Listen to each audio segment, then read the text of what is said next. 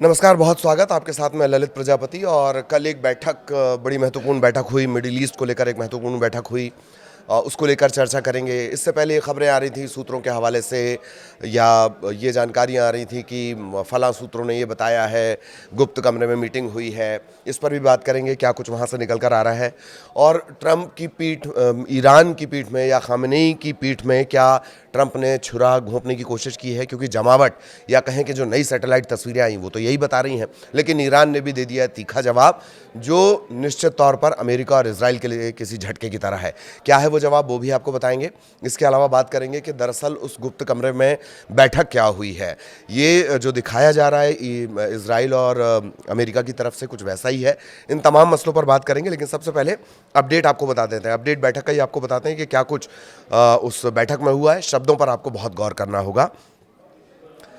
तो कुछ भी निश्चित, सर्टेन या फिक्स या कोई एक फैसला कुन स्थिति जिसको बोलते हैं वो नहीं निकल कर आई है। कोई डिसीजन मेकिंग यहाँ पर हो गई हो, ऐसा कुछ भी नहीं हुआ है। क्या हुआ है वो आपको बता देते हैं। कल ये महत्वपूर्ण बैठक हुई, कुछ भी निर्णायक निष्कर्ष नहीं निकला है। गजा को लेकर थोड़ी बहुत बातचीत हुई है, ऐसा बताया गया है। मैं बार बार इसलिए बोल रहा हूँ क्योंकि ये जो बैठक है ये एक गुप्त कमरे में हुई है, एक सीक्रेट मीटिंग की तरह इसे रखा गया। जबकि आप जानते हैं दोनों ही नेता, मतलब खास तौर पर ट्रंप, बड़े मीडिया फ्रेंडली हैं। वो तो हर दिन वो एक ना एक हेडलाइन दे ही देते हैं। तो इस बैठक का अपडेट सबसे पहले। और नेतन्याहू की छठी बार, 7 बार वो अब मुलाकात कर चुके हैं। कल की मुलाकात को लेकर 2025 से अब तक वो 7 बार जा चुके हैं। और एक बार इजराइल में भी मुलाकात हुई है दोनों की, तो ये 7वीं मुलाकात थी। और जो मेज़बानी अगर की जाए, मेज़बानी के लिहाज से देखा जाए, तो छठी बार अमेरिका पहुंचे हुए थे। कौन? Netanyahu, Benjamin Netanyahu. और अरब के जो नेता हैं, जो मिडिल ईस्ट के नेता हैं, वो ये चाहते हैं कि भाई तनाव उस इलाके में पूरा कम होना चाहिए, तो वो बार बार बातचीत पर फोकस कर रहे हैं। लेकिन इजराइल बार बार सैन्य कार्रवाई का दबाव बना रहा है। एक निजी बैठक भी इसे कुछ एक मीडिया प्लेटफॉर्म कह रहे हैं, बंद दरवाजे के पीछे ये हुई है।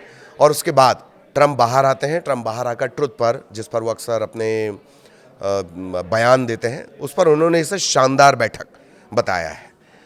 लिखा है कि ईरान के साथ एक समझौता हो सकता है, अगर संभव हुआ तो मैं प्रधानमंत्री को बता दूंगा कि मेरी प्राथमिकता होगी, ये उन्होंने लिखा है। ट्रंप ने यह भी कहा कि अगर संभव नहीं हुआ तो हमें देखना होगा कि नतीजा क्या निकलता है। याद रखिएगा, मेरे सारे पुराने वीडियो में मैंने आपको ये बताया है कि अमेरिका बार बार टाइम बाय कर रहा है, इस मामले को खींच रहा है। वो भी हम आगे आपको बताएंगे कि दरअसल वैसा क्यों कर रहा है। इससे पहले जून में ईरान के खिलाफ जो 12 दिन का युद्ध हुआ था, उसमें इजराइल का साथ दिया। मिडनाइट हैमर, आधी रात का हथौड़ा, इस नाम से, मिडनाइट हैमर नाम से ये पूरा अभियान चला था। इसी को लेकर उन्होंने एक पोस्ट भी किया है, वो भी बहुत दिलचस्प है। पिछली बार ईरान ने समझौता न करने का फैसला किया था और उन्हें आधी रात के हथौड़े से करारा झटका लगा था, ट्रंप ने लिखा है। फिर वो लिखते हैं ये उनके लिए कारगर साबित नहीं हुआ, उम्मीद है कि इस बार वो अधिक समझदार और जिम्मेदार होंगे। कितनी हैरानी की बात है कि आधी रात को हथौड़ा चला के जब पूरा परमाणु कार्यक्रम ही तहस नहस कर दिया गया था, तो फिर ऐसा क्या हुआ इन 6 से 7 महीनों में कि फिर परमाणु पर भी चर्चा करनी पड़ रही है, परमाणु कार्यक्रम को लेकर ही चर्चा करनी पड़ रही है।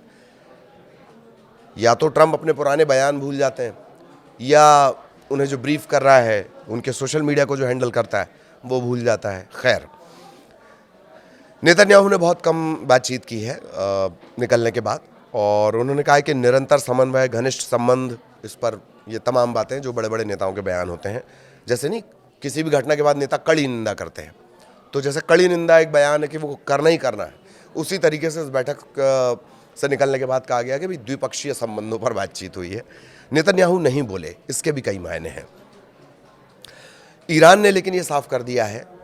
ईरान में कल जो इस्लामिक क्रांति हुई 79 की, उसकी वर्षगांठ भी मनाई गई और देखने लायक माहौल था ईरान में। और इस मौके को खामेनेई ने बहुत बेहतर तरीके से इस्तेमाल भी किया है। जो पजेश्कियान है, वहाँ के राष्ट्रपति हैं, उन्होंने बहुत बेहतर तरीके से इस्तेमाल किया। उन्होंने कहा कि हम परमाणु कार्यक्रम पर बात करने के लिए तैयार हैं, सीमित करने के लिए तैयार हैं, लेकिन हर शर्त मंजूर नहीं होगी। कल ये साफ किया गया। कल पब्लिक को अपने साथ जोड़ने की कोशिश हुई। ये दोहरे तरीके से असर डालेगा जो पब्लिक को अपने साथ जोड़ने की कोशिश हुई है। एक, जो प्रोटेस्ट चल रहा है वो कमज़ोर पड़ेगा, और दूसरा के ईरान की जो आवाम है उसे अपने साथ जोड़ने में कामयाबी मिलेगी। और इसका मैसेज जो पूरी दुनिया को जाएगा, ख़ास तौर पर इजराइल और अमेरिका को जाएगा कि पूरी पब्लिक खामेनेई के साथ है। खामेनेई अभी भी उनके सार्वभौम जिसको बोलते हैं एकमात्र नेता बने हुए हैं। तो कल बैठक के बाद जिस तरह के बयान आए उसके बाद ईरान की तरफ से साफ कर दिया गया कि बैलिस्टिक मिसाइल पर कोई समझौता नहीं होगा। इससे पहले ओमान में बैठक हुई थी और स्टीव विटकॉफ और ट्रंप के दामाद कुशनर और विदेश मंत्री ईरान के अब्बास अरागची ये इस बैठक में शामिल थे। डायरेक्टली तो बहुत ज़्यादा बातचीत नहीं हुई, अलग अलग कमरों में बैठकर बातचीत हुई। तो ईरान के जो सर्वोच्च नेता हैं खामेनेई, अमेरिका से हमले की स्थिति में उन्होंने कहा है कि क्षेत्रीय युद्ध ये हो जाएगा। वो ये कह रहे हैं बार बार कि जो अमेरिका और उसके आसपास, जो ईरान के आसपास उनके अमेरिका के बेस हैं, वहाँ वो अटैक करेंगे। क्षेत्रीय युद्ध इसी के संदर्भ में उन्होंने कहा है। ट्रंप प्रशासन ने ईरान के साथ अपनी बातचीत को लेकर कोई साफ स्थिति नहीं की है। कल के अपडेट में आपको बता रहा हूँ। इससे पहले आपको याद ही होगा 2015 में जो परमाणु कार्यक्रम था उसे कम करने के लिए एक समझौता हुआ था। संयुक्त व्यापक कार्य योजना JCPOA इस नाम से इसे जाना जाता था, लेकिन जैसे ही 2018 में ट्रंप आए उन्होंने खुद को अलग कर लिया। अच्छा, 2015 में इसमें ब्रिटेन, फ्रांस, चीन, रूस, जर्मनी और यूरोपीय संघ इसमें साझेदार थे। अब ये एकदम अलग अलग हो चुके हैं। तो ईरान की तरफ से संकेत मिल रहे हैं, कल की इस बैठक के बाद संकेत कुछ इस तरह के हैं कि नए परमाणु कार्यक्रम पर वो समझौते के लिए तैयार हैं। नागरिक उद्देश्यों की बात वो हमेशा करते हैं, लेकिन बैलिस्टिक मिसाइल क्षमताओं पर प्रतिबंध की जो बात है वो किसी भी तरह नहीं मानी जाएगी। ईरानी अधिकारियों ने इस तरह के संकेत दे दिए हैं। इस्लामिक गणराज्य की मिसाइल क्षमताएं गैर पराक्रम्य हैं, ये ट्रांसलेशन है चूँकि।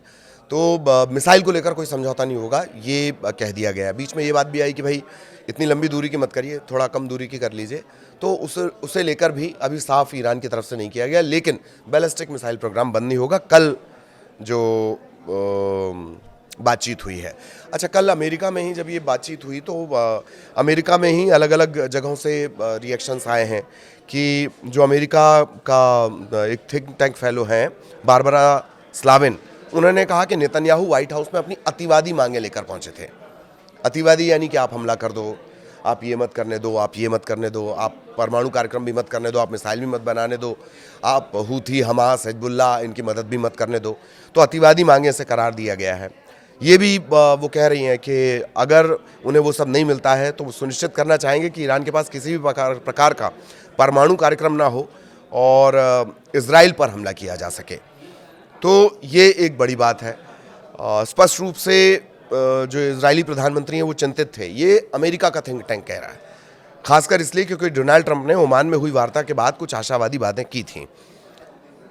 ये तमाम बातें हैं और ईरान में सरकार गिराने से इजरायली नीति के लिहाज से सभी राजाओं का वो इजराइल राजा बन जाएगा। मतलब उसके बाद ईरान में अगर सत्ता परिवर्तन किसी तरह का होता है तो उसके बाद इजराइल ही वहाँ उस पूरे एरिया में सबसे पावरफुल बन जाएगा। ये तमाम बातें, गज़ा को लेकर भी काफ़ी कुछ कहा गया है। हालांकि गज़ा हमारा मसला नहीं है, अभी हम ईरान को लेकर बातचीत कर रहे हैं। और एक और जो बड़ी बात निकल कर सामने आई थी वो ये थी कि ये बातचीत बंद कमरे में हुई है। तो इसके बाद जो ब्रीफ किया गया वो क्या वो वाकई उसी पर बात हुई है या कुछ और बात है या कोई और प्लानिंग की जा रही है? अब वो बताते हैं कि आखिर ऐसा हम क्यों कह रहे हैं कि क्या कहीं कोई और प्लानिंग है, और क्यों बातचीत के नाम पर टाइम बाय कर रहा है अमेरिका, लंबा खींच रहा है इस मसले को। और सैटेलाइट इमेज जो आई हैं उसके हवाले से ये कहा गया है, ये हेडलाइंस बन रही हैं कि ईरान की पीठ पर यूएस जो है वो छुरा घोंप रहा है। सैटेलाइट तस्वीरें सामने आई हैं, कहाँ की। ईरान और अमेरिका ऊपर से तो बातचीत कर रहे हैं, ईरान भी अंदर अपनी तैयारी कर रहा है, अमेरिका भी तैयारी कर रहा है। मिडिल ईस्ट के कई देशों में जहाँ पर अमेरिका के बेस हैं वहाँ वो अपनी सैन्य जमावट बढ़ा रहा है। इससे पहले ये सिर्फ बातें थीं, अब तो इसकी सैटेलाइट इमेजेस आ गई हैं। कतर, जॉर्डन, सऊदी अरब ऐसे देशों में वो खतरनाक पैट्रियट मिसाइल सिस्टम का जमावड़ा कर रहा है और अब सबूत के तौर पर सैटेलाइट तस्वीरें भी सामने आ गई हैं। अमेरिका सैन्य अभियान नहीं कर रहा है, बड़ी क्लींजिंग ऑपरेशन की बात की जा रही है।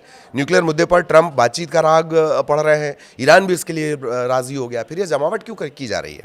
क्या वजह है इसकी? तो बार बार ये कहा जा रहा है कि बातचीत की आड़ में जो ट्रंप हैं वो कोई और ही खेल खेल रहे हैं, और इन्हीं सैटेलाइट तस्वीरों के हवाले से साफ भी हो रहा है। मिडिल ईस्ट में अमेरिका एक तरह से महाघेराबंदी कर रहा है। इसके बाद अब्राहम लिंकन के बाद ये खबर भी आई कि जो एक और युद्धपोत है उनका, बड़ा युद्धपोत, उसे भी रवाना कर दिया गया। हालांकि उसे 3-4 हफ्ते लगते हैं पहुंचने में। अब ये आसपास जमावट कहाँ कहाँ है जो सैटेलाइट में नज़र आती है वो जान लीजिए।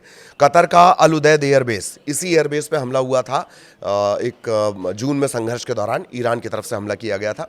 एक तरह से ईरान ने तब ये मैसेज दिया था कि हाँ वो अटैक भी कर सकते हैं कहाँ कहाँ, जहाँ जहाँ अमेरिका के सैन्य अड्डे हैं, जिन्हें बेस कहा जाता है, चाहे वो नेवल का हो, चाहे वो एयरफोर्स का हो, चाहे मिलिट्री का बेस हो, वहाँ पर। कतर में क्या अपडेट है अल उदैद से?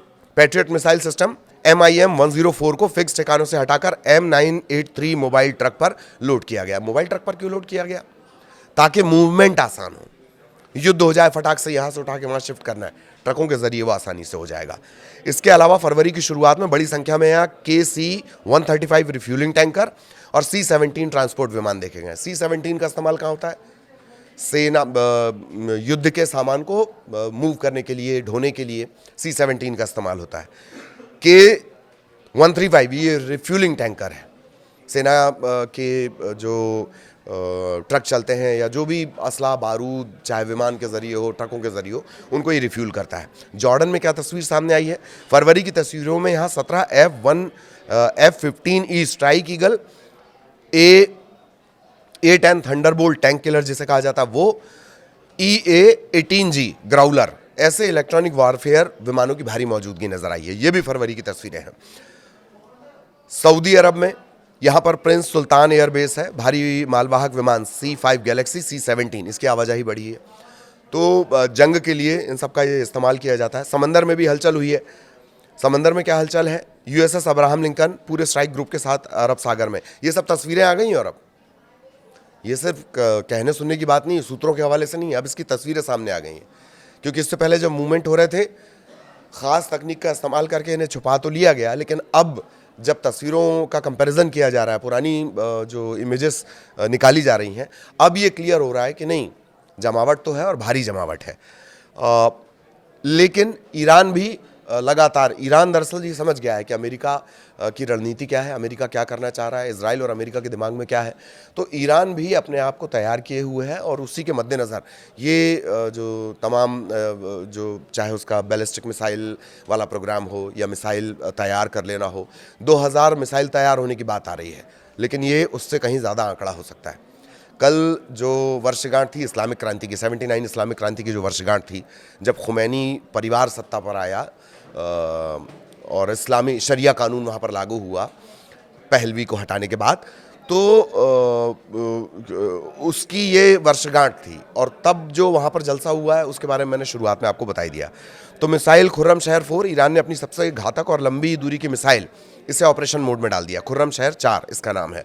परमाणु साइट्स को दफन करना, यानी सैटेलाइट तस्वीरों में नज़र आ रहा है कि जो जैसे इस्फहान है उसका एक परमाणु केंद्र है, ऐसे तमाम जो परमाणु केंद्र हैं उनके एंट्री पॉइंट को मिट्टी के ढेर से ढका जा रहा है, ताकि अमेरिकी स्पेशल फोर्सेज या मिसाइल हमलों से इन सुरंगों को, या ये जो बड़े बड़े अड्डे हैं इस्फहान टाइप के, तीन से ज़्यादा हैं, 3 के आसपास तो हैं ही, उन्हें बचाया जा सके। पिछली बार B-2 बॉम्बर भेजे थे।